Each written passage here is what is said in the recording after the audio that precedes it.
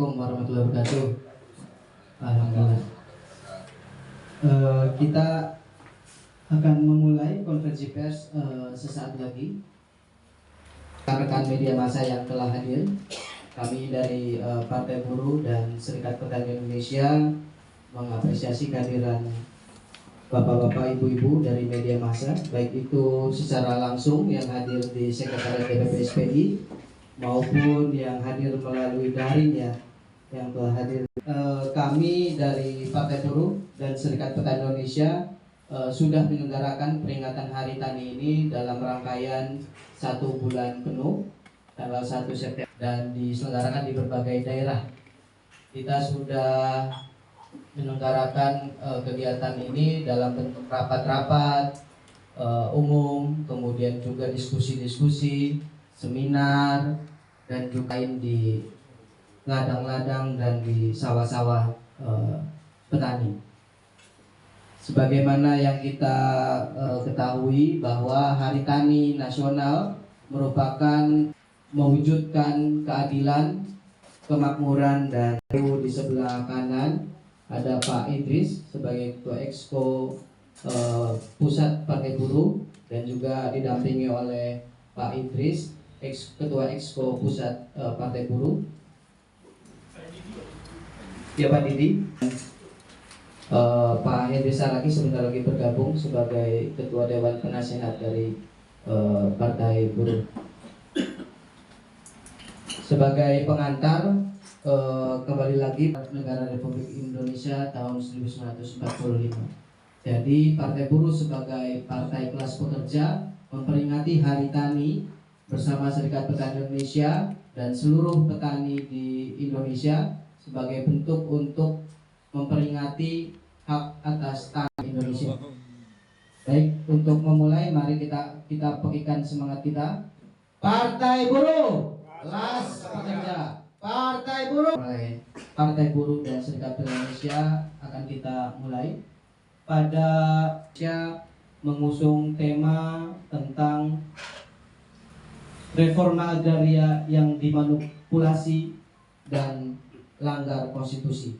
Tentu akan lebih jauh nanti kita semua akan mendengarkan dari narasumber-narasumber dalam konferensi pers ini. Telah hadir bersama kita Pak Sekretaris Jenderal Partai Buruh yang kami hormati, Pak Ferry Nujar, tanya jawab dari media baik yang bergabung luring tatap muka maupun yang bergabung secara daring di ruang Zoom. Untuk itu kami persilakan kepada Pak Hendri atau Pak Sekjen untuk memberikan. Assalamualaikum warahmatullahi wabarakatuh. Salam sejahtera bagi kita semuanya. Saudara-saudaraku media elektronik, TV dan lainnya yang hadir pada siang ini di kantor Serikat Pekerja Tani yang dipimpin Serikat Petani Indonesia. Serikat Petani Indonesia yang dipimpin oleh Abang Hendri Saragi, sebelah saya, dan saya mewakili Presiden Partai Buruh, yaitu saya Ferry Nuzarli. Hari ini memberikan keterangan kepada awak media. Pertama,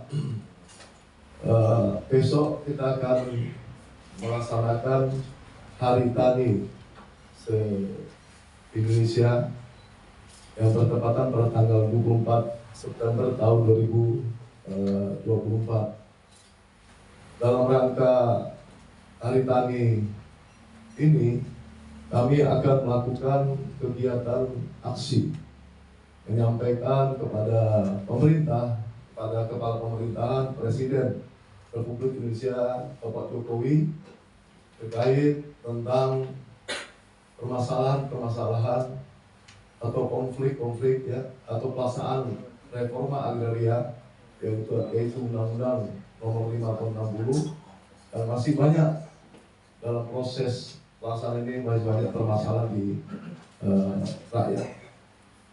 Kami akan aksi besok jam 9 pagi sampai jam 1 siang di depan DPR RI, dan nanti akan bergeser sorenya ke siangnya ke Istana Negara dan bergeser sorenya ke DPR RI. Aksi massa ini aksi dari Partai Buruh yang diikuti sekitar 2.000 orang yang terdiri dari 11 inisiator Partai Buruh, yaitu buruh, tani, nelayan, ojek online, buruh honorer, buruh migran, dan tani nelayan yang akan turun aksi besok dalam rangka menyampaikan tuntutan. Pertama, tuntutan kami adalah reforma agraria tanah untuk rakyat.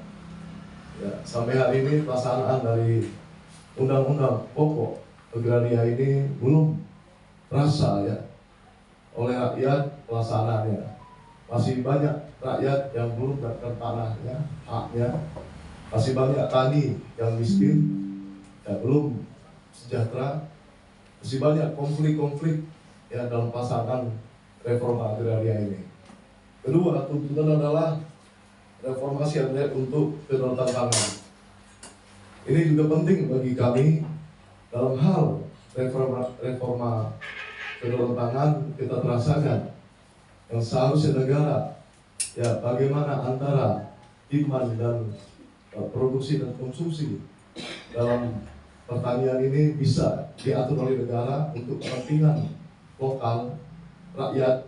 Tapi kita lihat sekarang banyak lebih kepentingan pasar global, sehingga tani merasa terjepit, tani tidak dilindungi pemerintah, sehingga saat kita melimpah ruah, pemerintah tetap juga mengimpor barang-barang dari luar. Ini yang mengakibatkan tani kita rugi, bahkan tani kita sampai marah besar, melainkan hasil taninya membuang hasil tani akibat dari kebijakan pemerintah yang tidak adil sampai hari ini terhadap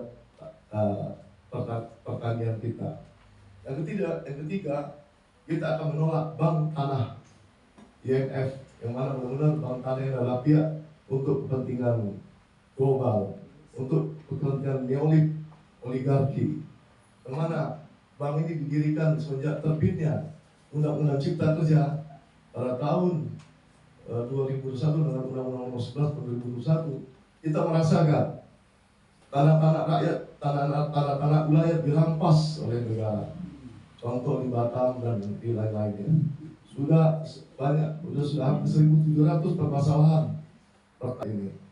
Sehingga kita merasakan keberadaan bank tanah ini tidak ada artinya bagi kita. Hanya untuk kepentingan konstitusi. Ya, jelas ya. Undang-Undang Nomor 560 situ dijelaskan.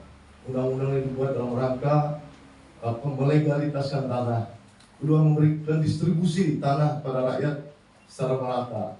Yang ketiga adalah untuk keadilan petani. Yang keempat dalam rangka meningkatkan produk ya, kesejahteraan tani kita di Republik ini. Tentu kita mendukung ya secara konstitusi ya, pelaksanaan reforma agraria yang telah dilaksanakan. Karena masih banyak pelanggaran nyata ya di lapangan terhadap adanya reforma agraria ini. Jadi kita minta laksanakan secara konstitusi reforma agraria. Yang kelima, cabut Undang-Undang Cipta Kerja. Ya, salah satunya di situ adalah terhadap reforma agraria, bank tanah dan lainnya. Terakhir, kami akan menyampaikan menghentikan diskriminasi terhadap para petani, diskriminasi terhadap rakyat, ya, tekanan ya seolah-olah pemerintah merampas rakyat demi kepentingan global, kepentingan neolib, ya, kepentingan pasar global, tetapi rakyat diabaikan, rakyat dipenjarakan, rakyat ditahan, rakyat diancam, ditekan dalam rangka melaksanakan reforma agraria dan tanah ini. Tentu ini adalah satu tugas kita dari Partai Buruh, berjuang terus dalam rangka meningkatkan kesejahteraan negara, kesejahteraan di Partai Buruh. Dan kawan media, untuk lebih jelas kami serahkan pada Bang Hendrik ya, yang lebih tahu ya, paham benar terhadap tani ini, Serikat Petani Indonesia. Oleh itu untuk Bang Hendrik kami persilakan. Terima kasih yang saya hormati Sekjen Partai melalui Jum, dan juga kepada sahabat-sahabat rekan-rekan wartawan yang hadir di sini. Sekjen Partai Buruh tadi sudah menyampaikan tentang isi tuntutan kita ya, pada Hari Tani ini sebagai partai yang didirikan oleh buruh, tani, nelayan. Kita berkomitmen untuk memperjuangkan rakyat ini, untuk merubah nasib petani, nelayan, dan tentunya buruh itu sendiri. Ya, dimana saya ingin tambahkan bahwasannya kehidupan rakyat kita, ya, selain daripada petani, ya, nelayan dan masyarakat pedesaan yang susah, juga adalah buruh. Karena mereka ini umumnya bekerja juga di perusahaan-perusahaan perkebunan, bekerja juga sebagai buruh tani. Ya. Jadi pada Hari Tani ini kita ingin memperjuangkan nasib dari kita para buruh dan rakyat kecil ini. Demikian juga rakyat yang di perkotaan, di mana kita melihat kita semakin sulit, ya, semakin berat untuk mempunyai rumah. Kenapa? Karena memang tanah-tanah itu sudah dikuasai oleh perusahaan-perusahaan besar atas nama PSN, Proyek Strategis Nasional, ya, melalui pembangunan banyak itu real estate, ya, sehingga tanah yang harusnya memang dialokasikan untuk rakyat, untuk para buruh, untuk petani, itu akhirnya dialokasikan untuk perusahaan-perusahaan besar, dan kita harus membelinya. Dan terakhir tentunya ini semakin berat, ya, dengan kasus TAPERA itu, tabungan perumahan rakyat, yang mana harusnya, ya, rakyat bisa punya rumah, nggak perlu melalui mekanisme seperti itu. Kalau tanahnya disiapkan saja, itu rakyat bisa membangun rumah. Sudah dibuktikan oleh tanah. Nah, jadi kami ingin memperjelas yang sudah disampaikan oleh Sekjen Partai Buruh tadi, reforma agraria yang merupakan mandat dari konstitusi, dari Undang-Undang Dasar 1945 pasal 33, ya, di mana bumi, air, dan seluruh kekayaan alam yang terkandung di dalamnya itu harus digunakan semaksimalnya untuk rakyat Indonesia. Itu diselewengkan, tidak dijalankan.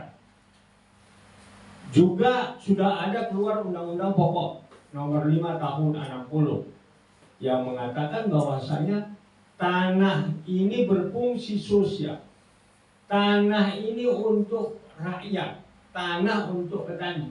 Tidak boleh ada rakyat Indonesia yang tidak punya tanah